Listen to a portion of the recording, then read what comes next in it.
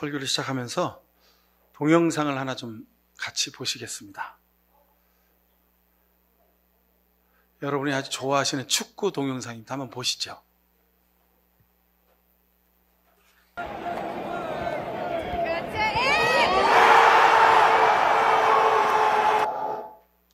여러분 보셨습니까? 손흥민이 코너킥을 찼는데요. 그 골이 그냥 골대로 쑥 빨려 들어가 버렸어요. 마라도나도 못하는, 호날두도 못하는 기술이라고 합니다. 불가능에 가까운 축구 기술이죠. 아주 보기만 해도 기분이 시원한 장면입니다. 제가 그래서 여러분들에게 지난 이게 12월 중순쯤 있었던 경기인데요. 여러분들이 꼭 보여드려야 되겠다 그랬는데 연말에 뭐 이런저런 사정으로 못 보여드렸는데 오늘 제가 보여드리게 된 걸 감사합니다. 아주 우리 대한민국의 자랑이죠. 저는 한편 저 장면을 보면서 짠하기도 했습니다. 왜냐하면 그 아버지 손흥정 감독, 그 사람도 아주 축구를 잘하는 사람이었는데 아킬레스건 부상으로 축구 선수가 잘 뛰어야 되는데 아킬레스건이 고장이 난 거예요. 그래서 축구 선수에서 은퇴를 해버렸어요. 자기는 꿈을 못 이룬 거죠.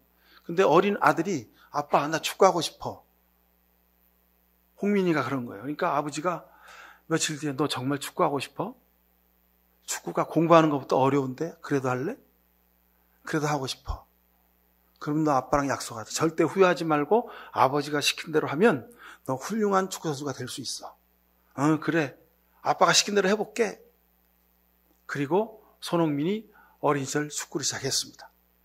그리고 초등학교 때부터 하여간 매일 밤마다 다른 아이들 다 연습 끝나고 집에 가는데 이 아이는 남아서 혼자 1시간 더 연습을 한 거예요. 뭐냐면 공을 놓고 수천 번 공을 차는 거예요.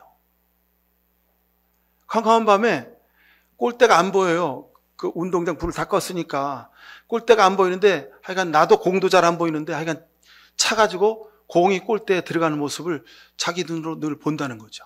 그 정도로 공을 하루에 수천 개씩 찼다는 겁니다.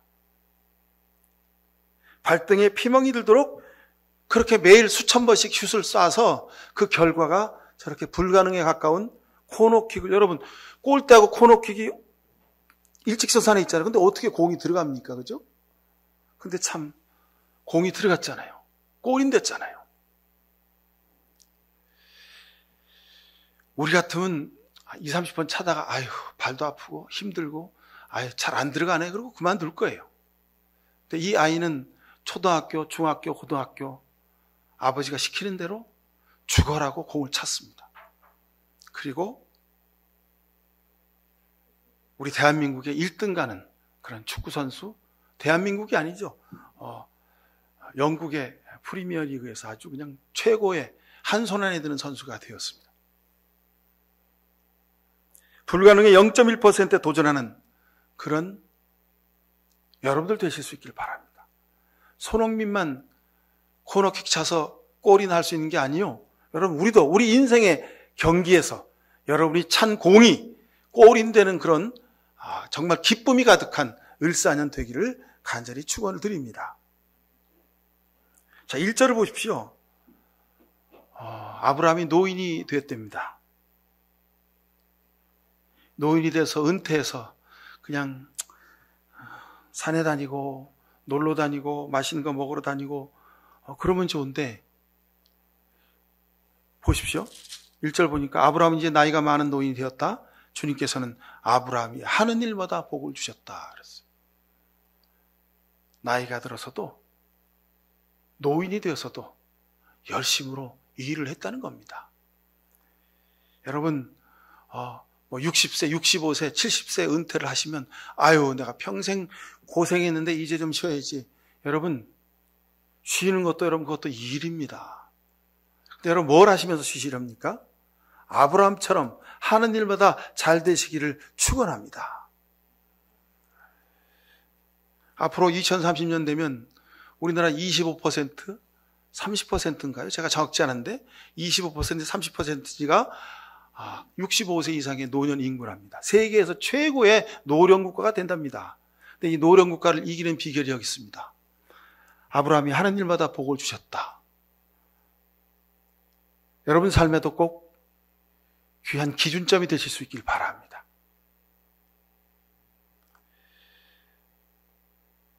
아브라함이 하는 일마다 복을 주신 그 하나님, 우리 목양교 식구들 여러분들에게도 25년 안에 하는 일마다 복을 부어 주실 줄로 믿습니다. 오늘 보니까요, 아브라함 이야기로 시작했는데 그 아브라함 노인네의 종인 늙은 종 이야기가 나옵니다. 놀랍게도 24장 전체 이 종 이야기가 아주 많은 부분에 기록되어 있습니다. 이 종이 누군지 이름도 기록 안 돼 있어요. 그냥 늙은 종 그랬습니다. 아브라함이 젊었을 때 같이 집에 들어와서 일한 사람입니다. 근데 아브라함이 늙을 때까지 같이 계속 있었던 거예요. 주인과 같이 종도 늙었죠? 근데 이 종이 참 대단합니다. 주인이 시키는 대로 신실하게 자기 일을 감당하고요. 이름도 없는 종인데 믿음은 아브라함과 거의 동급입니다. 놀랍습니다. 오늘 본문 12절에 주님, 나의 주인 아브라함을 보살펴 주려 하나님, 오늘 일이 잘 되게 하여 주십시오. 나의 주인 아브라함에게 은총을 베풀어 주십시오. 이런 종이 어디 있습니까? 자기 주인이 섬기는 하나님, 그 하나님이 자기의 하나님임을 고백하고 하나님께 간절히 도우심을 구하고 그리고 자기의 주인인 아브라함을 위하여 기도합니다. 세상에 이런 종이 어디 있습니까? 여러분, 글쎄요, 무슨 세상에서 일하는 세상 모든 사람들은 단돈 10,000원짜리 한 장이라도 10만 원짜리 한 장이라도 더 주면 하여간 회사를 옮기는 게 여러분 젊은이들이랍니다. 그냥 회사를 5년, 10년 다니는 것은 그 무능한 사람이죠. 5년마다 회사를 한 번씩 옮겨주고 그때마다 자기 캐리어를 올리고 연봉도 올리고 그렇게 해서 회사를 몇 번 옮겨 다녀야 그래야지 자기 가치를 인정받는 그런 것인 줄 압니다. 근데 여러분, 오늘 성경에 보니까 이 종은요, 자기 주인이 섬기는 하나님을 섬길 뿐더러 자기 종을 위하여 진심으로 기도하고 있는 것을 봅니다. 여러분, 어떤 회사 다니세요? 여러분 회사의 오너가 누구십니까? 여러분 직장의 상사가 누구십니까? 여러분, 여러분이 다니는 그 회사가 여러분의 회사가 되길 바랍니다. 여러분이 같이 일하는 직장 동료들이, 여러분이 함께 일하는 여러분의 직장 상사가 여러분이 진실로 신뢰하고 그 사람을 위하여 기도하는 그런 일이 있게 되기를 간절히 축원합니다. 되게 쉽지 않죠, 그죠? 참 이런 기도를 드리는 이 아브라함의 종, 24장 전부에 이 종의 이야기가 가득 차 있습니다. 저는 그래서 24장을 읽으면서 신기하다. 이 사람 이름이라도 좀 적어주시지 그랬습니다. 읽을 때마다 몇 번 읽었는데 너무도 흐뭇한 거예요. 저도 이 종처럼 살면 좋겠다 하는 바람을 갖게 되었습니다. 내가 있는 공동체를 위해서 진심으로 기도하고 내가 섬기는 많은 내 윗사람들을 위하여 기도할 줄 아는 사람, 그 공동체가 복을 받고 그 윗사람이 복을 받을 뿐더러 여러분도 복을 받게 되는 줄로 믿습니다.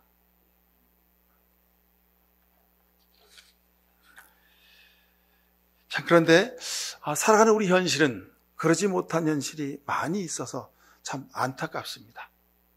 하나님이 우리가 사는 삶의 환경을 그렇게 변화시켜 주시고 바꿔 주실 줄로 믿습니다. 자, 67절에 이삭은 마침내 리브가를 아내로 맞이합니다. 이렇듯이 부부가 만나 사는 것은요, 전적으로 하나님의 인도하심인 것을 오늘 성경은 우리에게 보여주십니다. 여러분 14절 이하를 보세요.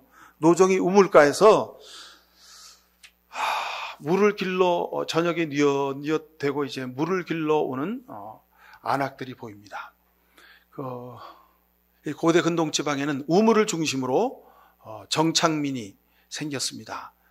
그리고 이 방랑하며 노마드라 그러죠. 유랑하면서 목축을 하는 이들은 늘 이 우물을 따라서 저들의 이 주거지를 바꾸며 살아가게 되어 있습니다. 이들의 풍속은 늘 해가 질 때쯤이면 물을 길러 나옵니다. 왜요? 낮에는 더우니까, 햇볕이 쨍쨍 쬐니까 낮에는 노동하기가 어려운 겁니다. 그러니까 점심 먹고 시에스타 쉬고 그리고 잠깐 준비했다가 저녁 때 5시, 6시 해가 뉘엿뉘엿질 때 되면 그때 물동이 일고 이제 우물로 나오는 겁니다. 그때를 이 종이 기다린 거죠. 그래서 이렇게 기도합니다.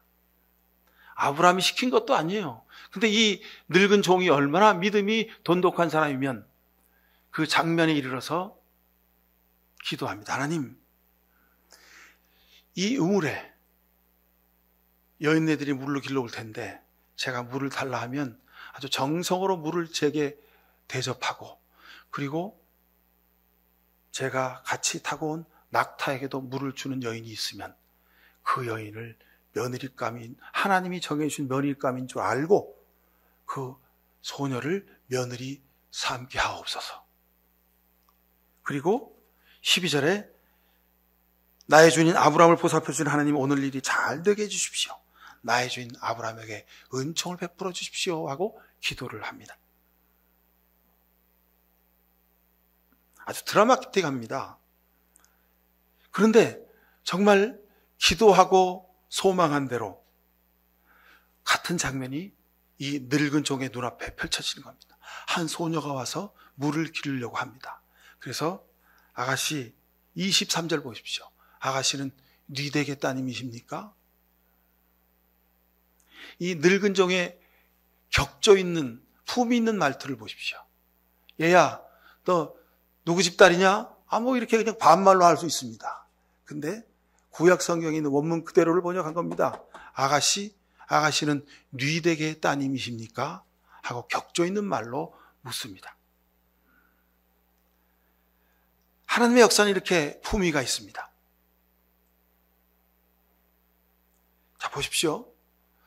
너무나도 큰 나무인 아버지 아브라함, 잘난 아들 야곱, 손주 요셉, 그 그늘에 가려서 이삭은 상대적으로 주목받지 못한 사람입니다. 그런데 그 이삭이 전년에 등장하는 이 과정에 이 늙은 종을 통해서 하나님이 그 이삭이 얼마나 복받은 사람인지를 보여주고 계시는 겁니다.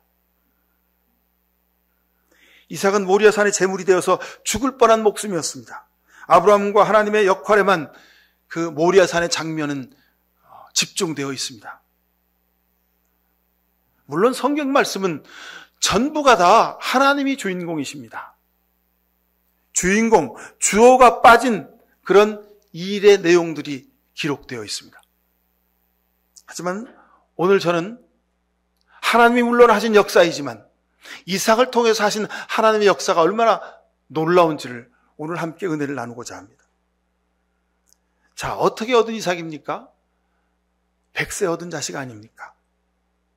100살에 얻은 금쪽이 이삭입니다. 밤새 업고 자도 무겁지 않은 아들입니다. 정말 품에서 안아서 키운 그런 자식입니다. 근데 하나님이 그 자식을 모리아산에 가서 제단 위에 올려놓고 제물로 바치라고 하셨습니다.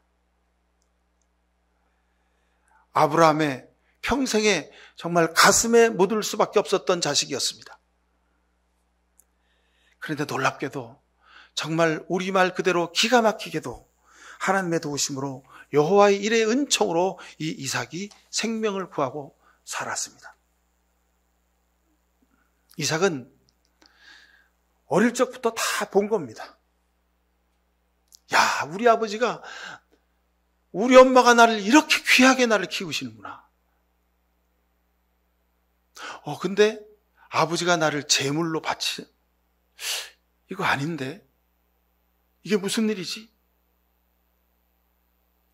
이삭은 아주 극에서 극까지의 모든 경험을 다 했습니다. 이삭은 전적인 하나님의 선택과 은총 가운데 태어났고 자랐고 모든 삶의 신산을 겪었습니다. 이제 아내를 만나서 가정을 이루는 일이 남아 있습니다. 근데 아버지가 늙은 종을 불러다가 가서 자기가 아내 될 사람을 구해오라는 거예요. 저게 될까? 이삭의 마음속에 의문이 있었습니다.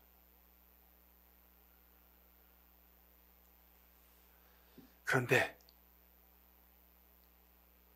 아브라함의 기도대로, 늙은 종의 기도대로 이삭에게 좋은 배필이 정해지는 것을 성경을 통해서 봅니다. 그 안에 리브가죠. 왜 하나님이 이삭에게 이런 은총을 내려주셨을까? 이삭의 평생에 하나님을 향한 헌신을 하나님이 보신 겁니다. 그래서 하나님이 이삭에게 그 하는 일마다 다 잘되게 해주셨다는 겁니다. 자, 오늘 12절에 보면 주님 나의 주인 아브라함을 보살펴 주신 하나님, 오늘 일이 잘 되게 해 주십시오. 이 늙은 종의 기도가 이삭의 기도였고 오늘을 사는 여러분의 기도가 되기를 바랍니다. 한 생명이 태어나고 부모의 손에서 자라나고 자기 삶을 꾸리고 생명의 유전을 이어갑니다. 이 모든 것이 하나님의 손 안에 있음을 오늘 성경은 보여주시는 겁니다. 특별히 가정을 이루는 것, 이것 하나님이 베푸신 은총이 아니고는 불가능한 일입니다. 그러니 여러분, 가정을 이루어 지금까지 10년, 20년, 30년, 40년 평생을 살아오신 여러분들, 하나님의 은총이 여러분에게 부어졌음을 알고 감사하며 사실 수 있길 바랍니다. 여러분, 그렇지 않습니까? 하나님의 도우심이 아니셨더라면 어떻게 할 뻔했습니까? 하나님의 인도하심이 아니셨더라면 어떻게 될 뻔했습니까? 그냥 다른 세상 사람들이 사는 것처럼 우리도 그냥 그렇게 살 뻔하지 않았습니까? 근데 우리는 가정을 지키고 자녀를 잘 기르고 여기까지 오게 하셨습니다. 여러분, 내가 잘해서일까요? 내가 인격이 좋아서일까요? 내가 아주 윤리적인 사람이어서 그럴까요? 내가 아주 능력이 출중해서 그럴까요? 천만에입니다. 하나님의 도우심이 아니셨으면 여기까지 올 수가 없었습니다. 기억하십시오. 오늘 여기까지 온 것 하나님의 도우심이요 인도하심입니다. 자, 이제 막 가정을 이루신 여러분들 계시죠. 또 앞으로 가정을 이루어야 되는 여러분 자녀들이 있습니다. 앞으로 지금 자라나는 여러분의 자녀들이 지금 있습니다. 그럼 기억하십시오. 오늘 이 창세기 24장의 말씀을 쭉 보면서 여러분이 믿음으로 하나님 앞에 신실하게 살면 여러분 주변에 있는 모든 사람들, 오늘 성경의 그 늙은 종이 그것을 다 대표합니다. 주변에 있는 사람들도 같이 믿음으로 살게 하실 겁니다. 특별히 여러분 자녀들도 믿음으로 살게 하실 겁니다. 그리고 여러분 자녀들이 이루는 가정에 하나님이 전적으로 개입하셔서 역사하셔서 하나님의 은혜의 가정을 이루게 하실 줄로 믿습니다. 이 한 해도 여러분 자녀들과 가정과 학교와 일터 생하는 일마다 주님께서 잘되게 하실 것을 믿고 먼저 감사하시고 믿음으로 살아가시길 축원합니다. 여러분 살다가 눈물 나는 일도 있을 겁니다. 계획했는데 열심히 노력했는데 안 되는 일도 있을 겁니다. 가다가 돌부리에 정말 재수없이 돌부리에 걸려서 넘어지는 일도 생길 수 있을 겁니다. 그러나 하나님이 함께 하시면 그 모든 일들이 기쁨과 감사의 열매가 되는 줄로 믿습니다. 자, 지금 우리 사회와 역사 속에 일어나는 일들이 혼란스럽고 참 심히 걱정이 됩니다. 하지만 이 모든 과정이 하나님의 인도하심 속에 있음을 고백합니다. 원래 변화와 개혁 그리고 생명이 자라나는 과정은요, 고통과 아픔이 수반되는 겁니다. 이런 과정을 거쳐야만 됩니다. 엄마의 태중에 있는 아기가 엄마의 산도를 거쳐서 세상에 탄생합니다. 저 좁은 산도로 내가 어떻게 나간대? 나 힘들어서 못 나가. 숨 막혀서 안 나갈래. 나 그냥 엄마 뱃속에서 살래. 그럼 뱃속에서 아기는 사산하는 겁니다. 고통스럽지만 그 고통에 좁은 엄마의 산도를 통해서 자기 생명을 다해가지고 그것을 빠져나가는 겁니다. 여러분 기억하십시오. 우리가 세상에서 살아가는 모든 삶의 과정은 우리가 엄마의 뱃속에서 태어나는 그 과정처럼 고통과 아픔과 고난을 통하여 이루어지는 겁니다. 여러분 그렇지 않습니까? 세상에서 내가 제일의 권력을 가졌는데 누가 나를 잘못했다 그러는 거예요. 나를 그만두라 그러는 거예요. 여러분 잘 다니던 회사도 그만두라 그러면 섭섭하고 마음이 괴롭고 잠을 못 자는데 내가 세상에서 제일 권력을 가진 나보고 잘못했다고 헌법 어겼다고 그만두라 그러면 여러분이 순순히 내려놓겠습니까? 그거 쉽지가 않은 일입니다. 그러니 시간이 필요할 겁니다. 아마 온갖 수단과 방법을 다 동원해서 끝까지 그 자리를 지키려고 할 겁니다. 그러니 여러분 우리가 겪고 있는 수많은 사회 여러 가지 많은 일들, 이 역사의 일들이요, 고통과 고난의 과정을 통해서 이루어지는 것임을 여러분 보고 인내하실 수 있길 바랍니다. 지난 연말에 제가 가족끼리 하얼빈 영화를 보고 왔습니다. 안중근 열사의 이토 히로부미를 처형하는 장면이 담긴 영화입니다. 안중근 열사의 고난과 결단, 그 눈물과 고통, 그 고난이 아주 그냥 영화 처음부터 끝까지 알알이 박혀 있는 것을 볼 수 있었습니다. 그리고 대한독립을 향한 뜨거운 그 소명이 그 안중근의 하나님을 향한 기도의 전부였음을 볼 수 있었습니다. 영화 전체가요, 검은색과 흰색이 많습니다. 그 만주에서 그 일본군과 전투를 하는데 그 신기하죠. 그 전투 장면을 찍는데 그렇게 눈이 많이 왔다는 겁니다. 그냥 하늘에서 눈이 펑펑펑 내렸대요. 그래서 영화를 찍는 사람들도 아주 고생을 했대죠. 근데 그런 것 덕분에 정말 리얼한 그 전투 장면을 찍을 수 있었답니다. 근데 영화가 대부분 다 검정색과 회색과 흰색뿐이에요. 그 총천색 영화예요. 근데 흑백 영화처럼 느껴지는 장면이더라고요. 영상미가 아주 뛰어납니다. 재밌는 영화는 아닙니다. 근데 2시간 내내요, 가슴을 휘몰아치는 정말 한순간도 눈을 깜빡일 수 없는 그런 장면들로 가득 차 있는 것을 보고 감동을 느꼈습니다. 그 극 중에서 이토 히로부미가 이런 얘기를 합니다. 참 조선 백성들은 어리석은 지도자들이 왕이나 사대부들이 자기들을 마음대로 부려먹었는데도 불구하고 사람 대접을 해주지도 않은데도 불구하고 나라가 어려우면 저자들은 왜 그럴까? 왜 생명을 걸고 나라를 지키려고 그럴까? 참 이해가 되지 않아. 우리 일본이 지난 몇 년간 자기들을 위해서 해준 게 보면 자기들 왕들이 해준 것보다 더 많이 해줬는데 이 조선 백성들은 왜 나라를 지키려고 그러지?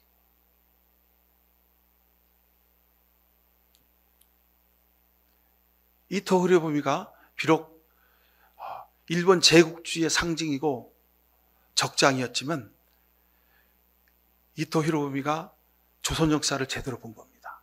조선의 민중들의 역사를 제대로 본 겁니다. 우리나라 역사를 보면 고개가 끄덕여지죠. 임진왜란 중에도 보십시오. 여러분, 왕과 신하들은 백성을 버리고 다 피난을 갑니다. 우진의 백성들이 어떻게 됩니까? 파죽지세로 하여간 부산에서부터 한양까지 몰고 올라온 왜군들이 백성들을 겁탈하고 재산을 다 뺏고 곡식을 다 뺏고 저들의 생명을 다 빼앗았습니다. 그런데도 불구하고 백성들은 자기를 버리고 간 왕과 조선과 나라를 구하기 위해서 축창을 들고 낫을 들고 곡괭이를 들고 그 왜군들과 싸워냅니다. 이순신 장군이 한산대첩, 노량대첩 이런 전쟁에서 결정적으로 이길 수 있었던 것은 이들 백성들의 생명을 바친 헌신 덕분이었습니다. 저들이 아니었으면 이순신 장군은 전쟁을 수행할 수 없었습니다. 우리 역사는요, 늘 백성들이 나라를 지켜왔습니다. 지금도 마찬가지입니다, 여러분. 이 나라에 깨어있는 백성들이 국민들이 나라를 지켜가야 하는 겁니다. 이게 우리 대한민국 역사에 하나님이 우리에게 주신 은혜입니다.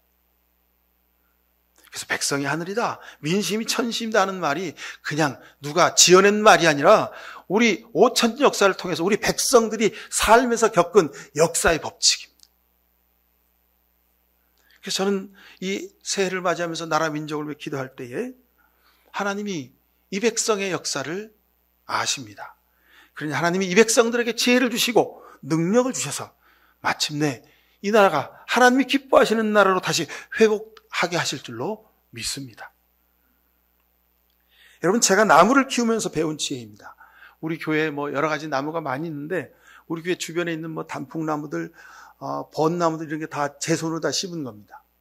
근데 그 나무를 키우면서 배운 지혜입니다. 한 곳에 그냥 심어놔서는 그 나무가 제대로 자라지 못합니다. 하여간 제가 무슨 나무를 키우는데 수목하게 무슨 지혜가 있어서 그런 게 아니라 어쩔 수 없는 형편에 여기 심었다, 여기 심었다가 화분에도 옮겨 심었다가 그렇게 해봤더니요, 한두 번씩 옮겨 심어줘야 나무가 튼튼하게 자라는 것을 볼 수 있었습니다. 나무 입장에서는요, 옮겨 심을 때마다 얼마나 힘들겠습니까? 힘든 정도가 아니라 죽느냐 사느냐의 문제죠.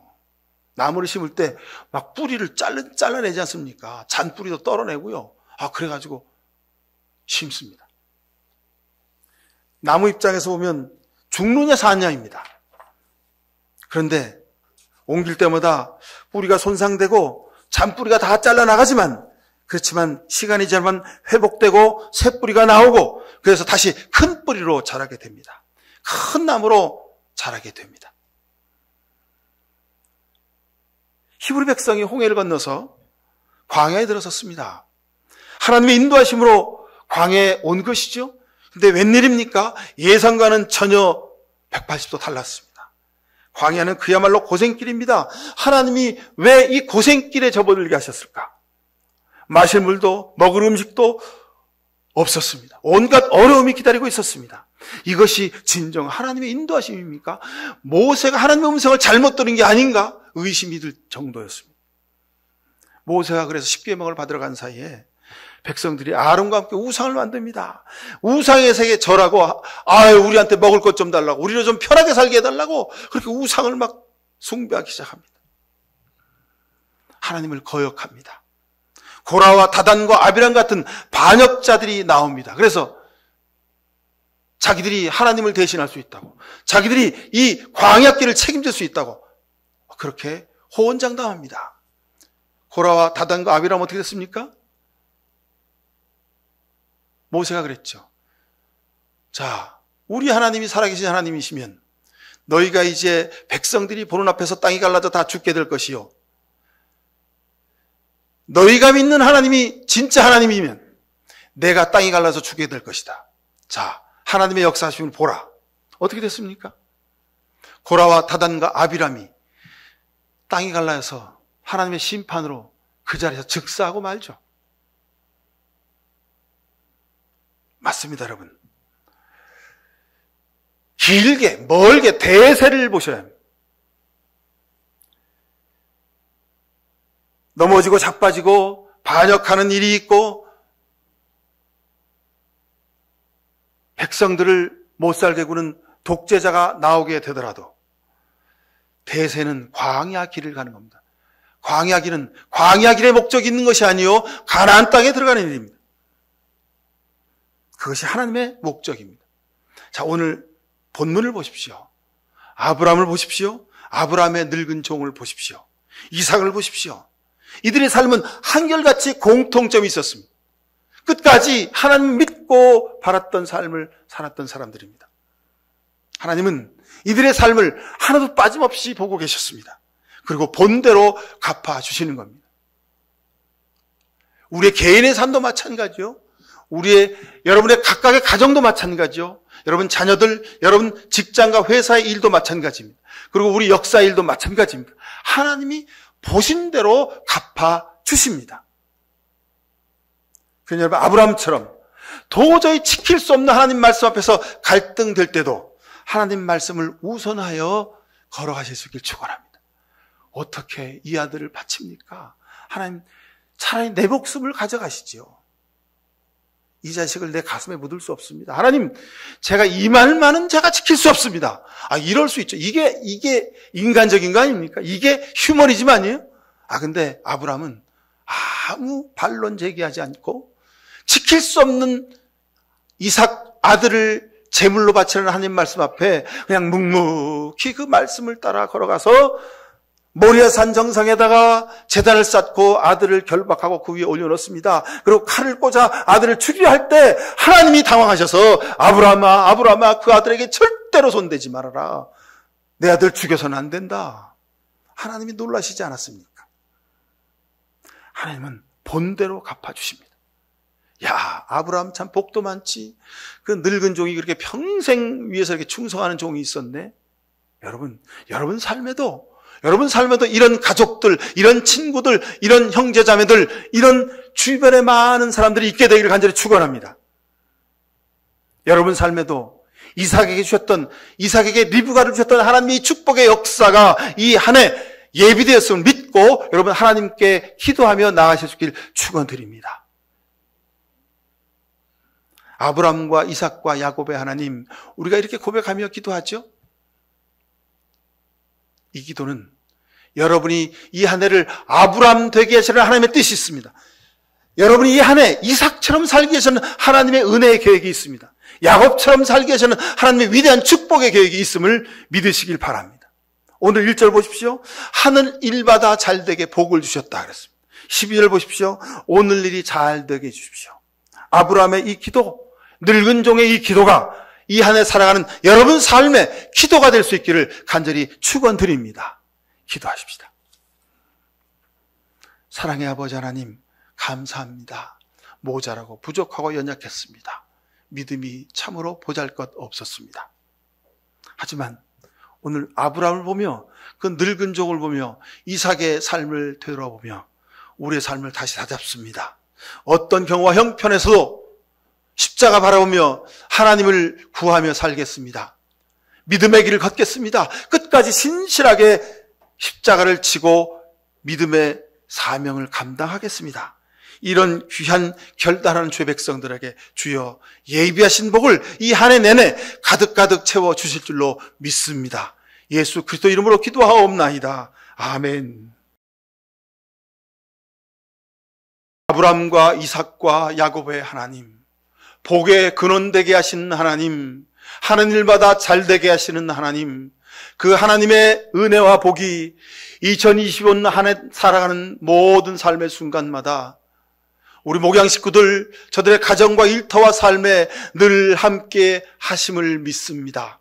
이런 귀한 믿음으로 한 해를 신실하게 살려고 결단하는 이 시간 머리 숙인 모든 죄 백성들 머리 위에 하나님 아버지의 귀하신 사랑과 예수 그리스도의 십자가의 은혜와 늘 동행하셔서 복을 내려주시는 성령의 복 내려숨이 25년 한 해를 살아가는 모든 성도의 삶 가운데 영원까지 함께해 주시옵기만을 간절히 축원하옵나이다. 아멘.